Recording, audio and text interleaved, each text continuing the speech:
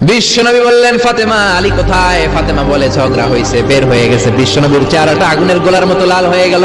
বললেন, ফাতেমা তুমি নবীর মেয়ে হতে পারো ঠিক, কিন্তু আলী যদি তোমার উপর নাখোশ থাকে রে ফাতেমা, কিয়ামতের দিন আমি নবী হয়েও তোমার কিছু করতে পারবো না। আইনা যাহাবা আলী, কোথায় গিয়েছে আলী? সাইয়্যিদাতুনা ফাতেমা বললেন, মসজিদে নববীর দিকে গিয়েছে।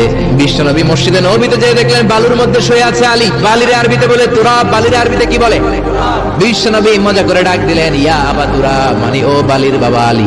বিশ্বনবী ডাক দেওয়ার পর আলী কোনো কথা কয় না, মনে মনে কয়, এতক্ষণ আপনার মাইয়াই গুতাইছে, আপনি গুতাইতে আইছেন। আমার নবী এদিকে তাকালে আলী ওইদিকে তাকায়। হঠাৎ করে বিশ্বনবী ঘাপটি মেরে সাইয়েদনা আলীর হাত ধরে টান দিলেন। সাইয়েদনা আলী উঠে গেলেন, ঘরে নিয়ে গেলেন। হাটের মাঝ বরাবর বিশ্বনবী শুইলেন। ডান দিকে আলীরে শোয়ালেন, বাম দিকে ফাতেমারে শোয়ালেন, মাঝখানে বিশ্বনবী। এবার দুইজনকে দুই দিকে শুইয়ে গল্প বলা শুরু করে দিলেন। রাগ ভাঙাইতেছে। এরকম রোমান্টিক শ্বশুর পাইবেন কোথাও?